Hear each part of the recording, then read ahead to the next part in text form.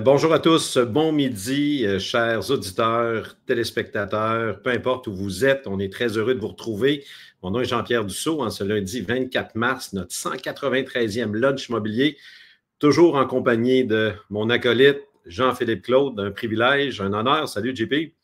Le privilège est retourné, Jean-Pierre. Salut, ça va? Ben oui, très bien. Grosse fin de semaine. On donnait nos formations. Il y avait 3 salles de formation samedi à l'hôtel Courtyard Marriott, l'aéroport. Jean-Philippe, tu donnais le cours sur le cruncher, calcul de rentabilité. Ça s'est bien passé? Exact. Oui, oui, super beau groupe. Je ne sais pas s'il y en a qui sont là dans les commentaires qui ont suivi le cours, là, mais beau groupe, très attentif. Donner beaucoup de data. Je ne sais pas s'ils ont bien dormi le samedi ou ils étaient fatigués du cours. C'est un cours assez chargé, là. Je sais que gestion de ton côté aussi, ça l'est. Mais ouais, un gros cours.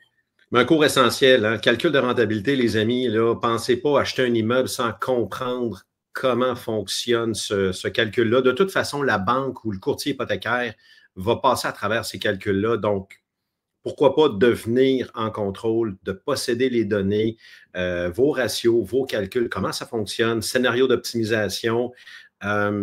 Tout est là, vraiment. Puis Jean-Philippe est passé maître dans ce cours-là. Et puis, si vous l'avez suivi il y a quelques années, il y a eu des mises à jour faites sur le cruncher, Jean-Philippe. Absolument. Puis même, il y en a une toute dernière. Là, donc, on a rajouté l'APH Select dans les calculs. Fait qu'effectivement, on a passé de 2 à 3.0 dans lequel on a des optimisations. Fait qu'on a la colonne, par exemple, à l'achat. Puis ensuite, on est capable de voir qu'est-ce qu'on fait avec le bâtiment puis les scénarios de financement qui viennent avec. Et là, on a rajouté tous les points en PH Select. Fait qu'on peut choisir un financement conventionnel, SCHL normal ou SCHL avec un PH Select. Fait que, ouais, bien apprécié ce petit outil. Du gros stock, hein? Le financement représente tellement une grosse partie. On en parle souvent le midi, les lundis. On met beaucoup d'efforts sur la sélection de nos locataires, nos rénovations, ci puis ça. Puis il y a le financement des fois off. Ben là, ça va être comme ça. Là, je pense que c'est le taux du marché. Puis on prend le premier prêteur qui vient. On ne comprend pas trop ce qu'on fait. Il y a beaucoup d'argent là-dedans, les amis. Fait que ça vaut la peine de s'y consacrer, de devenir compétent. Et de rester dans le réseau, Jean-Pierre, puis de se former, de continuer de venir, par exemple, dans les soirées mensuelles ou de suivre, par exemple, des capsules comme on a eu avec Christian. Je fais à la blague de 2018 à 2020, je suis rentré au club à 2018, j'aurais pu faire copier-coller le même cours, mais là, on a tellement d'évolutions, de changements de règles, d'échos en coulisses qui viennent de différentes personnes du marché, fait qu'on essaie de vous retourner ça. D'ailleurs, je fais un aparté puis on est en question-réponse donc pendant que les gens peuvent commencer à écrire des questions, mais on parlait dans le cours justement de samedi, on avait nos indexations normales là, selon la SCHL, là, par exemple 610 $ par logement pour les réparations, etc. Là, en fonction du stade d'unité.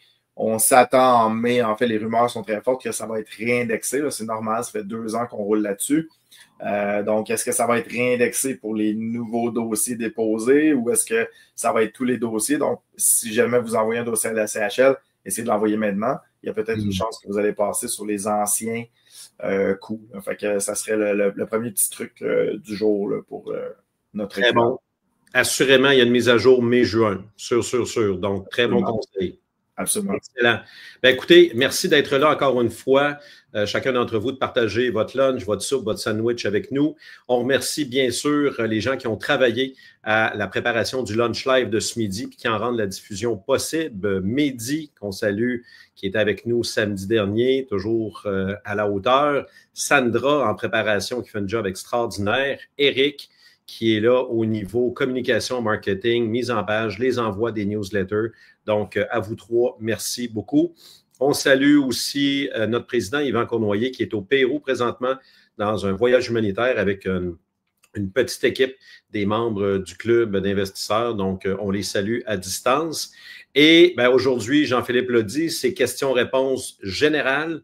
Donc, on s'attend à recevoir vos questions qui pourraient aider la communauté. Si c'est trop spécifique, prenez un appel avec un des coachs. Si vous êtes inscrit dans le programme Élite, vous avez droit à 30 minutes d'appel. En fait, vous avez le droit à 10 fois 30 minutes.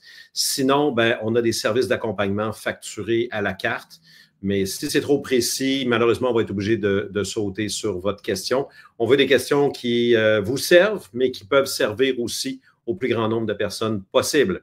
Donc, aujourd'hui, occasion idéale d'avoir des réponses et des idées inspirantes pour faire avancer vos projets. Et on peut parler de recherche d'opportunités, optimisation d'immeubles, analyse de rentabilité, offre d'achat, marché, prêteur privé, visite des lieux et inspection en bâtiment, financement, alouette. Yes. Là, c'est le temps parce que des fois, on a des invités, les gens posent des questions hors contexte, on ne les prend pas. Puis, en fait, aussi par expérience, là, c'est quoi 180, j'ai pas mis le note, là, 193, 195e. Je vois pas 193, ouais, t'es 193, merci. 193e lunch, on a l'expérience. En fait, les gens sont venus poser des questions. Puis là, à la fin du QA, il y en a trop, on n'a pas le temps de répondre. Fait que profitez-en, vous avez toute notre attention. Pour les questions sur le cruncher, en fait, Sandra vient de me dire en coulisses que quand vous gardez votre lien Drive, en fait, que vous avez reçu par courriel, votre cruncher va toujours être mis à jour. Donc, vous avez juste à recliquer dessus, vous allez avoir les nouvelles mises à jour. Donc, jouez un petit peu avec, là, juste un petit message là, pour les gens qui ont le cruncher. Vous allez voir, il y a une nouvelle section rouge avec la PHLX. Vous allez pouvoir jouer avec ça également. Très fort, très, très fort. Il y avait une petite question. C'est Amy Gagnon. Oui, on ne peut plus les mettre à l'écran. Amy Gagnon, comment trouver un prêteur privé à midi 10? En fait, c'est une bonne question. En fait, je pense toujours à la régie. Amy, pardon. Amy, donc, trouver un prêteur privé, c'est souvent dans le réseau. Évidemment, on a au club, on a Société Crédit Immo Québec avec Jacques. On a Omega Capital Privé également avec Gilles, qui sont très près du cube, mais sinon, il y en a plusieurs. J'en ai utilisé également plusieurs dans ma carrière.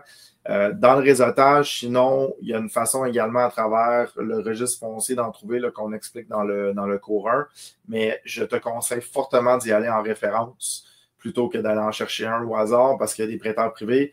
Il y en a qui n'ont pas toujours les bonnes intentions. Évidemment, ce n'est pas du tout le cas de Gilles et de Jacques, mais il y a eu déjà des arnaques dans les prêteurs privés où est-ce qu'ils demandaient des frais de dossier pour étudier le dossier. Finalement, il n'aboutissait pas sur le dossier. Donc là, on venait de perdre des sous. Est-ce qu'il n'y avait aucune intention de nous prêter des fonds? Donc, prêteur privé, c'est pas le pawn shop du coin non plus. Là. Des fois, les gens pensent que c'est là où est-ce qu'on laisse notre guitare électrique quand on a un manque d'argent.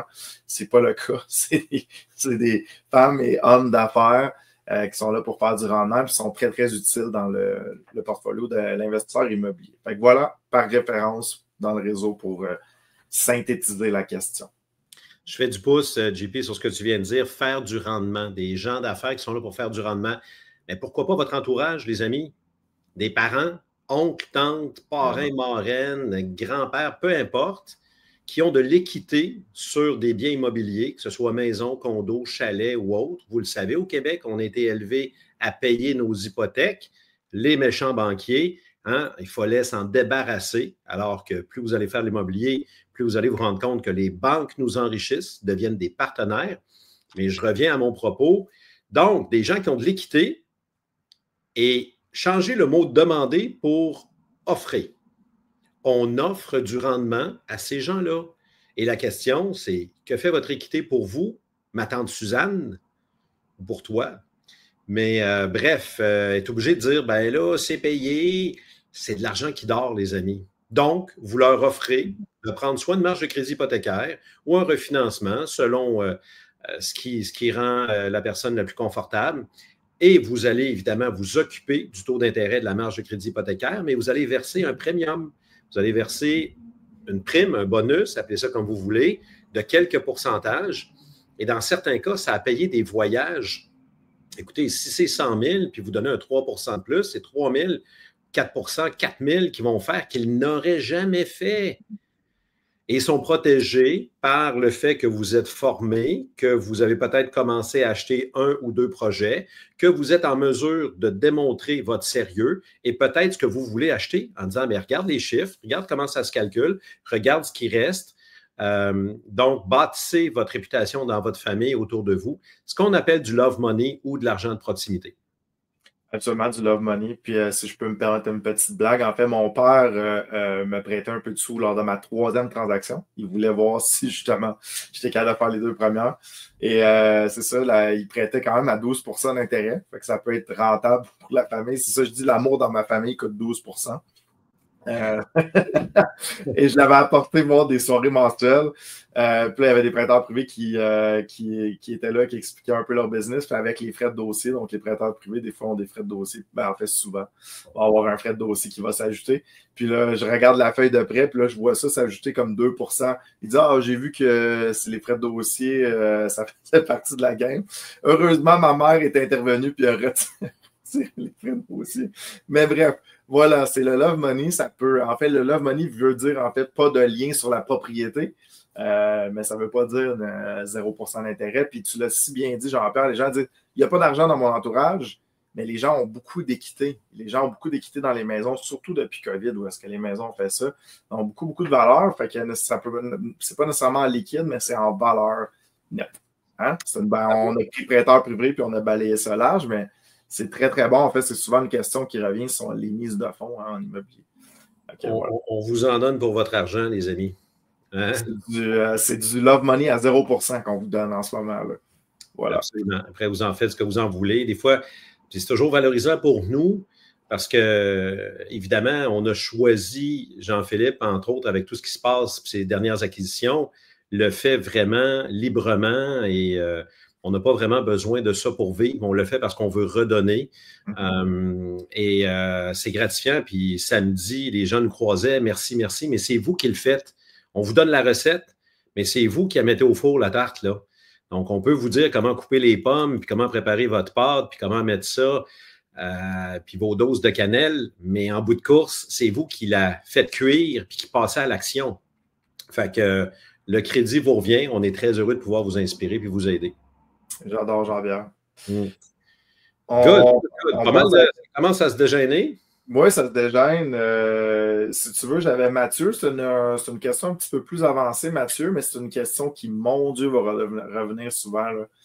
Mathieu qui pose la question, j'achète un immeuble qui a déjà de l'abordabilité, donc du APH chez LEC, avec de l'abordabilité. Fait que ça, là, ça va commencer à arriver, là, des deuxièmes rangs puis des questions de refinancement, c'est une certitude. Donc, en plus de bonifier ce qu'on a dit ce matin sur le financement, spécialisez-vous, essayez de comprendre qu'est-ce qu'on peut faire lorsqu'on a un immeuble déjà avec un prêt. Qu'est-ce qu'on peut faire en deuxième rang? Est-ce qu'on peut le casser? Combien ça va coûter? Qu'est-ce qu'on peut faire? Parce qu'il va beaucoup avoir de ces games-là, parce que là, on a des prêts qui sont signés 5 ans, 10 ans en abordabilité, ou des conditions particulières de marché, par exemple des amortissements de 50 ans sur des prêts de première tranche qu'on veut continuer, mais qu'on veut également bonifier à l'achat.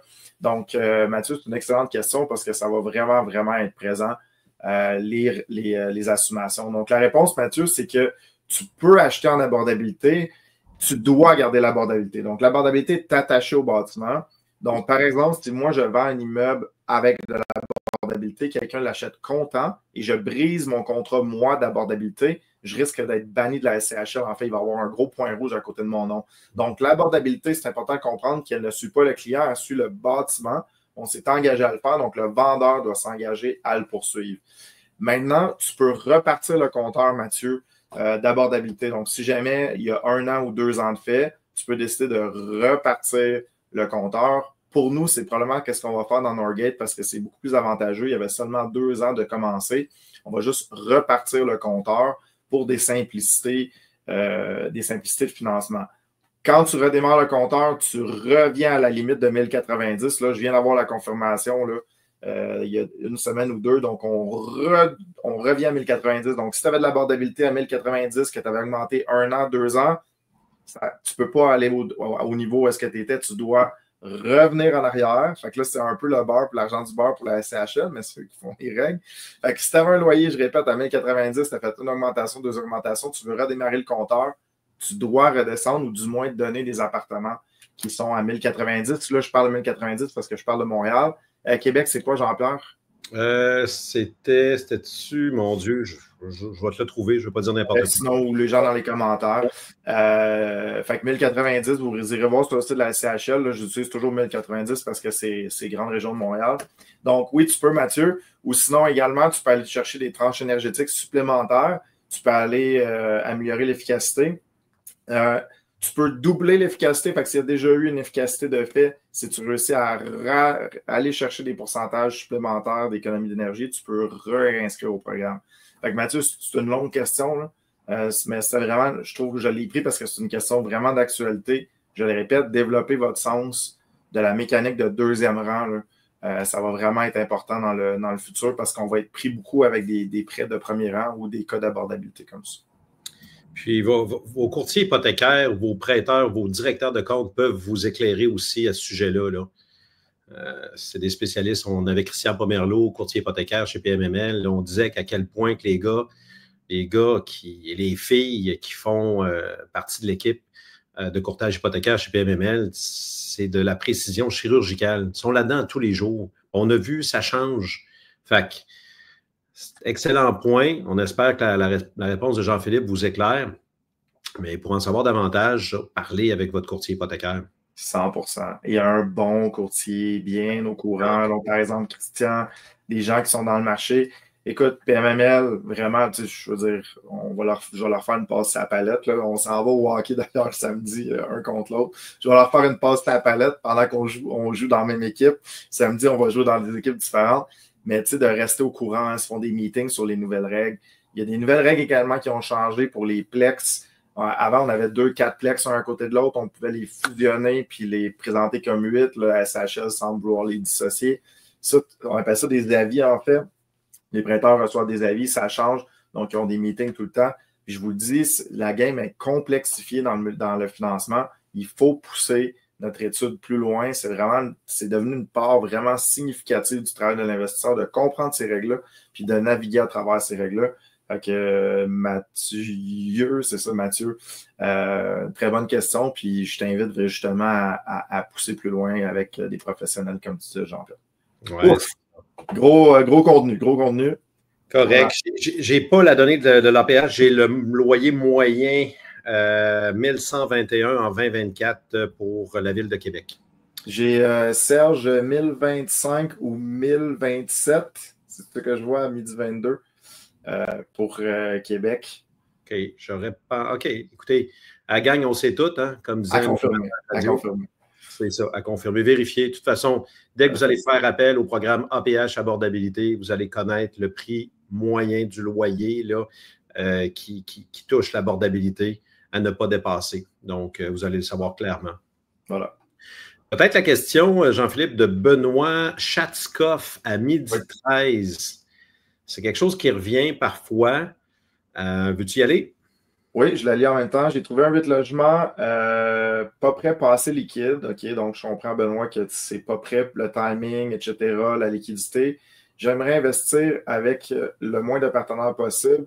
Avez-vous des trucs supplémentaires? Benoît, tu peux revendre ton contrat si jamais tu veux aussi, Benoît. Ça fait partie des options, tout en étant dans les règles de l'OASIC. Faites attention avec ça.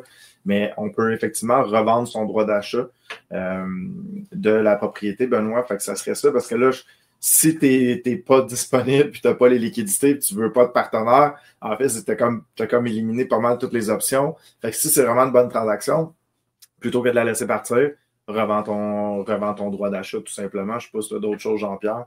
Bien, juste s'assurer, Benoît, que c'est un vrai deal. Oui. J'ai déjà fait un appel de coaching, je me souviens, il avait pris un listing de Centris, puis il voulait le revendre. J'ai dit, quelle valeur que tu apportes? La personne peut taper centris.ca puis aller voir la même chose. Et ça n'avait pas été négocié, c'était le prix affiché. Donc, souvent, on a de la valeur lorsque ça a été une prospection pure, hors marché, et qu'on connaît le secteur et qu'on sait qu'on a quelque chose d'intéressant, une aubaine ou un bon immeuble à bon prix à proposer. C'est là qu'il y a de la valeur. C'est là qu'on peut intéresser et qu'on peut céder une PA, une promesse d'achat. Donc, juste s'assurer que c'est vraiment une bonne affaire. Puis peut-être une parenthèse là-dessus, ça aussi, des fois, je suis sûr, Jean-Philippe, ça t'arrive, des débuts d'appel. Ben là, mon père connaît quelqu'un au travail, là, fait que c'est sa belle-sœur qui vend le 6 logements. Il a beau la connaître, mais la belle-sœur, elle ne fait pas de cadeau. OK? Et avant, à gros prix, puis des fois même plus qu'avec un courtier. Fait que des fois, faites attention de par des personnes interposées, des contacts, c'est pas tout le temps synonyme de gros deal. C'est juste qu'on connaît quelqu'un qui vend. J'adore. Donc, je peux faire un parallèle avec le cours de samedi. En fait, en appel de coaching, justement, les gens me présentaient une transaction. J'ai dit combien il vaut cet immeuble-là? Parce que la question, c'est tout le temps, est-ce que c'est un bon deal? Moi, je retournais la question, miroir. Combien qui vaut ce bâtiment-là? Si vous n'êtes pas capable de répondre à cette question-là, ben, vous ne serez pas capable de savoir si c'est une bonne transaction ou pas. Donc, quand on donnait le cruncher, j'ai bien avisé tout le monde, les 40 quelques personnes et les 15 personnes en ligne qu'on avait samedi, de dire crunchez donc des vendus pour commencer. Allez voir le marché, demandez à des agents, rentrez-les dans le cruncher, puis éventuellement, ça va vous donner une certaine vision de c'est quoi un bon prix. Puis après ça, vous allez être capable de savoir si vous faites un profit à l'achat ou pas. La base, c'est de savoir combien ça vaut. Fait que, des fois, il manque cette base-là. Les gens vont tout de suite cruncher des à vendre. Puis là, ils posent la question. En fait, ils retournent dans l'appel de coaching. Est-ce que c'est un bon deal? Puis là, moi, je retourne, en tout cas, du moins, je le faisais, la question à, combien ça vaut? Si tu achètes une voiture, tu poses une question, c'est une bonne transaction. En fait, la réponse, on ne sait pas. Il va falloir que tu regardes les différentes annonces de voitures pour savoir si c'est une bonne transaction. C'est la même chose dans l'immobilier. Bravo, bravo, bravo. On espère que ça vous éclaire. Une relativement simple à répondre. À 12h17, Edgar Murcia.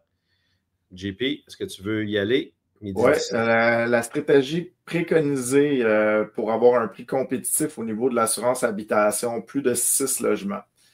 Je peux y aller d'introduction, Jean-Pierre, je suis sûr que tu vas bonifier parce qu'on a plein de stratégies différentes. Tout d'abord, il faut comprendre que la fidélité en assurance n'est pas récompensée. Okay? Faut que je vous dise ça.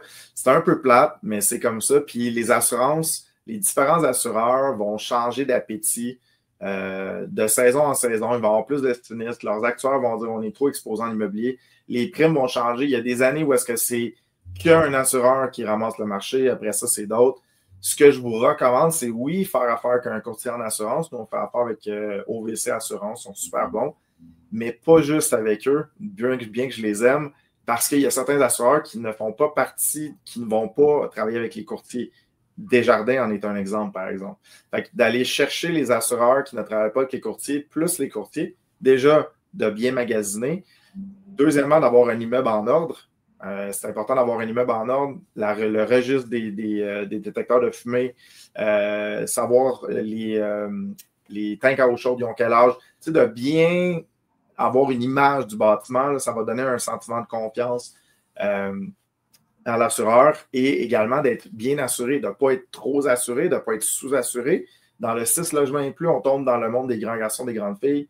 C'est à vous de déterminer combien vous allez vous assurer. Votre courtier va pouvoir vous aider, mais de ne pas être passé et trop. Et finalement, le dernier truc que je peux vous donner, les franchises à 1 000 $ dans le multilogement, ça ne fait aucun sens. Parce qu'à 1 000 $, on va réparer le dommage. On ne veut pas faire de demande à l'assurance, puis ensuite monter nos primes d'assurance d'année en année, parce que ça endommage notre prix de bâtiment. Donc, sous toute réserve, parce que là, on est dans un live, je ne vous connais pas tous, mais selon votre gestion de risque, étirez-la, là. Donc, moi, je dirais là, minimum 2500, 5000, même dans certains bâtiments, tu es à 5000. Jean-Pierre, je veux juste faire attention parce qu'on a 10 000. J'ai 25 000 sur certains bâtiments, juste pour dire. Fait que 5, 10, 20, 25, ça permet de baisser la prime d'assurance et ça permet également aussi un meilleur financement, une meilleure valeur marchande de votre bâtiment parce que l'assurance coûte moins cher. Donc, vous avez des meilleurs financements en échange d'un petit peu de risque de plus. Dégâts d'eau, on ne répare pas ça avec l'assurance, seulement les incendies.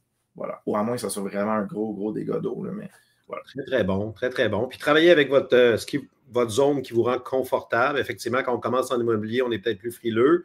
2500, c'est pas mal le standard. Mais quand, comme dit JP, là, quand vous allez devenir plus confortable, on monte à 5 000, on monte à 10 000, on baisse nos primes et on vient de le dire, meilleure valeur économique, plus de rentabilité, plus de profitabilité. Bon, donc voilà. Courtier hypothécaire et magasiné, effectivement, il y en a qui ne sont pas dans le pool des courtiers. Fait que ça serait notre meilleure réponse pour Edgar. Voilà, c'était très bon. Est-ce que tu en avais ciblé une autre que tu voulais? Bastien Martel, qu'on salue, un régulier, un ami du club. Règle du pouce, les gars, pour le montant d'augmentation versus des travaux proposés pour cet été. Là, je ne sais pas si, Sébastien, tu fais référence à ce qu'on appelle des inflations forcées, c'est-à-dire de proposer un montant, exemple pour une nouvelle cuisine ou une nouvelle salle de bain ou des nouveaux planchers, ou si tu fais référence au calcul, à l'outil de calcul en ligne du tribunal administratif, dans lequel cas tu vas te servir des travaux de cet été, mais dans le calcul 2026. Donc, il faudrait peut-être préciser, JP. Peut-être aussi, c'est des avis d'augmentation. Tu sais, quand on en parle au club, d'y arriver peut-être avec un menu à la carte aussi avec les augmentations. C'est sûr que cette année, l'augmentation est un petit peu plus salée. Est-ce que là, il va y avoir un appétit pour les locataires de le faire? Mais de dire, par exemple, rénover la cuisine, c'est tant de plus. Après ça, refaire le plancher. Donc, ça c'est bien parce qu'il y a des locataires. Vous serez étonné le nombre de locataires, en fait, qui sont très bien dans leur appartement, mais qui voudraient juste une certaine amélioration de logement. On a rénové un 69 unités, nous, ici, tout près de Saint-Henri, tout près du centre-ville de Montréal. Et on avait des logements à 800-900, puis on a plein de locataires qui ont basculé vers des logements à 1600 rénovés parce qu'ils adoraient l'immeuble, ils adoraient l'endroit, mais ils voulaient juste un logement rénové. Fait que parfois, les gens sont juste bien, mais ils veulent rénover. Fait que, en fait, je te dirais, négocie-le au maximum. Je n'aurais pas de charte de prix nécessairement, mais dites-vous que même si la rénovation coûte 2000, 3000, si ça augmente ton bail de 25, 30, 40 $, tu l'as définitivement en valeur marchande de l'autre côté. Un avis de modification. Souvent, il y en a qui utilisent ça. Un avis de modification en cours de bail. Donc, on change les termes, donc avec un montant spécifique, comme le disait Jean-Philippe, pour une réparation ou une amélioration précise. Et parfois à l'extérieur de la période de renouvellement. Là, je sais qu'il y en a qu'on va peut-être brasser avec ça, là, mais c'est pas rare, ça s'est vu là, vers le mois de septembre, octobre, avant l'hiver. La personne va recevoir durant les fêtes. Ah, moi, j'aimerais bien une nouvelle cuisine. On s'entend, les amis. On s'assoit, on regarde, on peut se faire sortir de notre côté des soumissions. Quel montant proposé serait raisonnable dans les circonstances? Mais Jean-Philippe le dit, les gens sont prêts à investir, à mettre des sous lorsqu'on parle de travaux spécifiques dans leur appartement, des travaux de rénovation, d'amélioration. Donc, ce qui peut rendre ça difficile lorsqu'on passe à travers le formulaire de calcul du TAL. Vous le savez, hein, on n'a pas grand-chose pour des travaux majeurs, travaux de rénovation, mais les ententes de gré à gré sont possibles entre locataires et propriétaires. Tu l'as si bien dit, Jean-Pierre, on le répète dans le code, tu vas le dire en gestion, c'est un contrat de gré à gré. Si les deux, on est d'accord pour le modifier, il n'y a pas de problème. Là où ça crée de la friction, c'est quand il y en a un des deux qui veut modifier et pas l'autre. Donc là, on a un contrat signé, on suit la loi, c'est comme ça. Mais quand les deux, on est d'accord, il n'y a rien qui vous empêche de casser le bail et le doubler si tout le monde est content. Donc, c'est un contrat de gré à gré. Absolument. Il y avait une petite question rapide, là. C'était vraiment simple. En fait, ça va se répondre en une phrase. Brian, est-ce qu'on fait des prêts même en région éloignée? Oui, la SCHL, son but, en fait, c'est d'offrir un toit à tous les Canadiens. Plus c'est loin, d'après moi, plus ils vont être contents de te prêter, OK? C'est réglé comme ça, Brian. Fait que oui, ils vont prêter à coup de joie, ils vont prêter à... Ils sont contents de financer les marchés tierces parce qu'ils encouragent le logement où est-ce qu'on en a besoin. Voilà. Est-ce qu'il y en avait un autre qui t'appelait, Jean-Pierre? Je pense que Love Money, là, ça en a attiré quelques-uns. La dernière, c'est PO Boucher, à 12h32. Que dire lorsque la personne ne veut pas que le montant de son hypothèque augmente, ainsi que les paiements? J'ai probablement pas bien compris ce concept. Veux-tu y aller ou j'y vais à ton choix? Vas-y. En fait, je peux y aller avec une autre stratégie de Love Money. En fait, c'est sûr qu'on n'a pas le choix. On prête de l'argent. Si vous y allez avec un refinancement, vous allez avec une augmentation d'une marge, c'est pas de l'argent qui crée nulle part. Il y a de l'argent qui apparaît, et elle a une dette, il faut la rembourser. Comme tu disais, Jean-Pierre, on bonifie les paiements. Donc, la personne a un paiement hypothécaire, c'est pas à la personne qui a prêté de l'argent de faire le paiement, c'est à l'autre personne qui va faire le paiement plus un certain montant. Fait que ça va venir de là. l'autre solution que je voyais aussi passer, de ce que je sache, pour l'instant, c'est que Desjardins qui le fait, c'est ce qu'on appelle un collatéral. Donc, la personne a une maison financée avec Desjardins ou claire complètement, donc sans hypothèque. On peut l'utiliser comme une collatérale pour un achat. Fait qu'on pourrait, par exemple, financer un 6-8 unités avec Desjardins en prenant une autre maison, je répète, financée avec Desjardins ou libre d'impôt, utilisée comme collatérale, puis là, on aurait un financement à 100%. Donc là, la personne ne va pas à la banque, ne fait pas tout passer ses papiers, etc., etc. Donc, la personne est vraiment passive, elle fait juste en bas signer « Oui, je donne ma maison en garantie ». Là, attention, parce que là, si elle voulait juste prêter 50 000, bien là, la maison au complet, elle y est là, en garantie. Fait qu'il faut juste pas être un peu sensibilisé à tout ça. Mais oui, c'est possible de donner la maison en garantie sans avoir de paiement. Absolument. Puis, PO aussi, pour te répondre, que dire lorsque la personne ne veut pas que le montant de son hypothèque augmente? Forcément, en fait, la marge de crédit hypothécaire est une belle solution aussi, des fois, qui évite le refinancement de la maison. Les gens peuvent aller chercher 80 de ce qu'ils ont remboursé d'une valeur, en fait, c'est 80 de la valeur du prêt qui devient disponible. Donc, il y a un prêt de 400 000, à 80, il reste 320 000, mais la personne a remboursé 120 000. Il reste seulement 200 000 d'hypothèque. Je ne veux pas vous perdre, mais ce 120 000-là peut être disponible en marge de crédit hypothécaire. Puis comme le disait Jean-Philippe, c'est vous qui allez vous en occuper. Donc, elle prend le montant, vous allez payer seulement pour ce que vous utilisez, et c'est vous qui la gérez.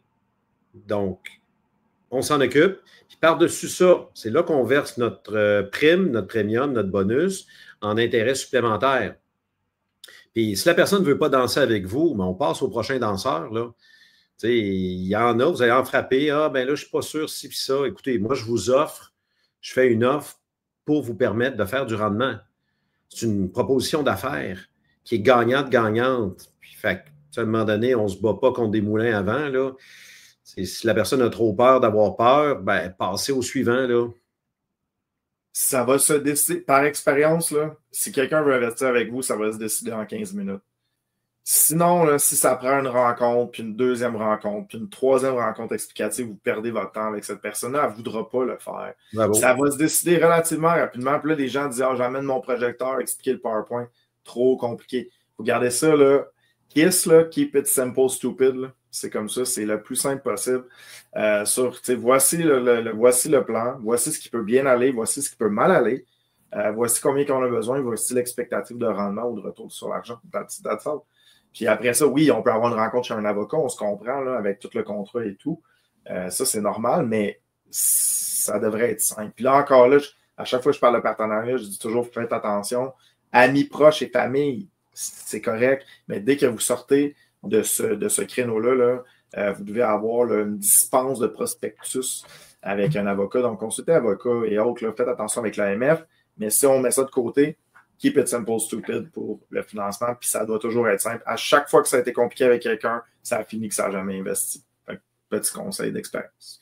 C'est rare que ce qui est complexe au départ se simplifie par la suite. Et mon avocat m'avait dit, tu fais une convention d'actionnaire avec un verre de vin quand tu es en amour. Pas avec du Perrier après, c'est plus plate un peu quand ça commence à mal aller avec du Perrier. Okay? Fait qu'avec un verre de vin en amour. Voilà. Beaucoup de sagesse, beaucoup de sagesse. Avant d'y aller avec nos derniers visuels, une rapide de Jessica Champagne-Caron à 12h31. Veux-tu y aller, Jean-Philippe? En fait, je voulais te la lancer à toi, Jessica, parce que c'est une négociation. Je voulais t'entendre justement dans toute ta sagesse. En fait, la question, si j'ai l'opportunité d'acheter un immeuble hors marché d'un vendeur motivé et qu'il n'a aucune idée de la valeur de sa propriété, quelles seraient les stratégies employées pour l'avoir à un prix raisonnable et intéressant? Je vais te le résumer, sois attrayante. Sois attrayante. Puis, en fait, plus on a d'informations, plus on est fort en immobilier. Hein? Jacques Lépine répète souvent, information égale pouvoir. Donc, essaie d'aller en chercher le plus possible sur l'immeuble. Évidemment, ça va te prendre les chiffres. Visite des lieux complètes. Tu es hors marché, il n'y a pas de courtier, il n'y a pas d'offre d'achat conditionnelle. Donc, va chercher le maximum d'informations et utilise cette information-là lorsqu'on revient avec l'offre d'achat en disant, écoutez, force est de constater que les portes et fenêtres sont dues, que la toiture, il reste peut-être un 5 ans de vie utile. Il y a ci, il y a ça, l'état des logements, le prix des loyers. On n'attaque pas le propriétaire. C'est un constat des faits. Et à la lumière de ceci, je vous ai préparé une offre d'achat et là, remets de l'emphase sur ta qualité d'acheteuse. Écoutez, je suis la meilleure personne, je suis liquide, je suis solvable, je suis prêt à faire une belle transaction en toute simplicité, de gré à gré. Ça se passe bien, puis j'ai l'intention que ça se termine bien entre nous. Donc, rends-toi attrayante, mais utilise le maximum d'informations pour démontrer que ton offre d'achat va refléter ça. Et là, un truc qui vaut cher, essai-erreur et beaucoup d'expérience de plein de monde. Lorsque vous remettez l'enveloppe, si vous la remettez papier, physique, bon, une copie pour vous, une copie pour lui dans une enveloppe scellée, vous la remettez à la toute fin, vous ne voulez pas qu'il ouvre l'enveloppe devant vous. Vous l'avez amené à réfléchir, vous l'avez préparé sur tout ce que vous avez dû considérer pour arriver au prix que vous lui offrez, puis vous avez remis du crémage sur votre candidature en disant que vous êtes la meilleure personne pour acheter, que vous êtes liquide, puis que vous êtes prêt à bouger. Fait que laissez-le mijoter. Puis évidemment, plus les offres sont agressives, on dit raccourcissez les délais, mais tu sais, 36 heures, 48 heures, je ne sais pas si tu fais plus court que ça, JP. Non, c'est pas mal le maximum que je vais mettre. Mais il va réfléchir. Il ou elle va réfléchir. Puis là, vous allez dire, mais pourquoi il ne peut pas l'ouvrir devant moi? Parce que la nature humaine fait en sorte qu'il va se sentir obligé de réagir. Et, oh, ah, il ne veut pas perdre la face. C'est that's it. Donnez-lui ce petit moment privé qui va l'ouvrir puis qui va réfléchir à tout ce que vous venez de lui dire. Il y a une phrase qui dit, il faut mettre de la mousse avant de raser. Vous l'avez mis, votre mousse. Vous l'avez mis, votre mousse. OK? Fait que, je savais que tu allais la rire, celle-là. Donc, laissez-le en paix, ouvrir l'offre, délai serré. Vous avez remis du gaz sur votre candidature. Donc, longue réponse, Jessica. J'espère que ça peut t'aider. Jean-Pierre, je ne la connaissais pas, celle-là. Je la trouve fortement intelligente. Vraiment, là. Tu vois, j'ai bien fait de te lancer la balle. Vraiment, là, j'espère que vous comprenez le contenu que vous avez gratuitement, là. En fait, j'espère que vous allez pouvoir partager ce contenu-là. C'est incroyable. Fait que merci, Jean-Pierre. Je ne la connaissais pas, je l'adore. Ouais, écoute, ça fait plaisir. Allons-y, JP, avec un mot de la fin, peut-être une ou deux petites questions rapides. Il est déjà 12h47. En rafale, vraiment rapide, Martin Giroux demandait dans le financement des Plex, est-ce qu'il y a d'autres institutions qui ne calculent pas 50% des revenus dans leur calcul? Je n'en connais pas, Jean-Pierre, est-ce que tu en connais? D'autres institutions dans le Plex? Personnellement, ça fait longtemps que je n'ai pas financé de Plex. Là. Je suis peut-être un petit peu moins à jour là-dessus. Oui, rapidement, j'étais juste en train de lire les derniers messages. C'était Martin Giroux, midi 28. En fait, je suis remonté un petit peu plus haut. En fait, on posait la question dans un Plex, pas dans un financement commercial. Financement commercial, on prend tous les revenus, toutes les dépenses. Dans un Plex, ils ont l'habitude de couper les revenus à moitié puis de garder les dépenses. Je ne sais pas s'il y a une autre banque qui fait ça, Jean-Pierre. Non, après ça, il peut-y avoir d'autres stratégies, Martin. Parle avec un courtier hypothécaire qui fait du financement résidentiel parce qu'on parle d'un Plex 4 et moins. Il y en a qui sont très créatifs. Je vais vous dire, ils peuvent vous arriver avec des solutions le fun, très variées. Puis une qui me passe par la tête, puis je ne veux pas aller trop loin, mais il va peut-être dire, exemple, un bail de location sur ta maison pour te permettre de te dégager pour acheter, exemple, un Plex à 5 ou à 10 % de mise de fonds. Bref, des fois, les courtiers hypothécaires pensent à des solutions pour vous aider. Vous avez l'intérêt commun, c'est de passer le prêt et que ça fonctionne. Donc, parle avec un bon courtier hypothécaire en résidentiel. Absolument. Je me doutais que c'était la réponse, Jean-Pierre. Voilà. Puis sinon, les autres, les calculs de rénovation, j'ai plusieurs questions sur les calculs de rénovation. Juste synthétiser rapidement en 30 secondes. Quand vous faites une rénovation, ça monte le loyer. Puis si on y va avec une moyenne très globale au Québec, là, un immeuble, ça se vend 20 fois les revenus nets. Fait que vous faites une rénovation, ça monte de 20 $ par mois, par exemple. C'est 20 $ par mois fois 12 mois, c'est 240 fois 20. Il faudrait que je le calcule. Dans ma tête, là, c'est autour de 5 000. C'est tout ça? À peu près 5 000 $, voilà. D'augmentation de valeur. Fait que les rénovations vont toujours valoir la peine. Puis Dano, là, qui avait la question aussi de dire comment utiliser l'équité, ben, c'est en faisant ça. on fait des refinancements, puis on rachète. C'est exactement ce qu'on va présenter dans le cours des jeunes. On va expliquer, on va donner le super exemple de prise d'équité qu'on va faire. Fait que, comme mot de la fin, dans tout ça, quel plaisir encore une fois. Il faut mettre de la mousse avant de raser. Je vais m'en souvenir longtemps. Ouais. Toujours un plaisir d'animer avec toi, Jean-Pierre. Je l'adore, celle-là. Je te dis, je vais l'utiliser à plein de sauces. En fait, restez informés. Puis c'est bon. Mais restez informés, tu vois, même après 193 lunchs et je ne sais pas combien de cours donnés au club, je ne sais pas combien de formations, tu vois, je ne connaissais pas la technique de la lettre scellée. Fait qu'on apprend tout le temps. Puis un truc comme ça, par exemple, pourrait nous permettre de closer une transaction de plus. Imaginez combien ça vaut de closer une transaction de plus grâce à ce petit truc-là. Fait que les trucs en immobilier valent cher. Fait que merci d'être là tous les midis. Ça fait vraiment longtemps qu'on fait ça depuis les débuts de la pandémie, en fait. Fait qu'on est très contents. Puis si vous appréciez ça, si je peux citer mon ami Charles Côté, si vous y retrouvez de la valeur, donnez de la valeur, partagez, parlez du club, puis on va être content de vous voir dans les différents événements de réseautage, quel que ce soit. Puis encore une fois, Jean-Pierre, toujours plaisant d'animer avec toi. Voilà. Réciproquement, mon troubadour préféré. Vraiment, il faut venir dans les semaines des millionnaires pour voir une autre facette de Jean-Philippe, qui est probablement un des gars les plus drôles, foncièrement drôles que je connaisse. Fait que merci. Merci pour tout ça. Puis écoutez, merci à chacun d'entre vous d'avoir été là ce midi. C'est un rendez-vous le 31 mars prochain lors du 194e épisode. Nous recevons Maître Sophie Salalé, mon Dieu, je vais regarder mes... Oui, Salalé, voilà. Qui est de la Corpic, extrêmement compétente, extrêmement articulée, super connaissante. Rendez-vous service. Soyez là vraiment le 31 mars prochain. Là, elle est venue à Québec présenter lors d'une soirée mensuelle, puis les commentaires qu'on a reçus étaient extrêmement positifs. Donc, c'est des gens qui sont là pour nous aider de la Corpic. Elle va venir nous parler de la gestion d'une contestation d'augmentation de loyer, de la bonne information pour nous tous.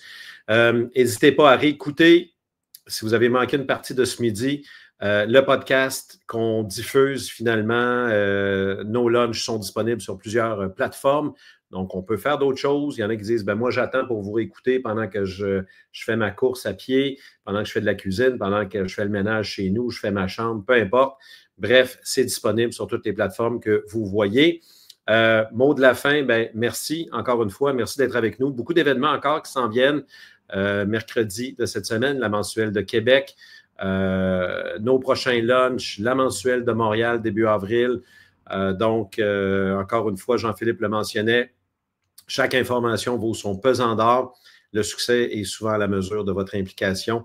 Donc, écoutez, merci à tous. Merci à l'équipe. Jean-Philippe, un plaisir réciproque et ça a été super agréable de prendre le lunch avec vous. Ce midi, on se voit la semaine prochaine et d'ici là, bien sûr, go, go, go les amis. À très bientôt.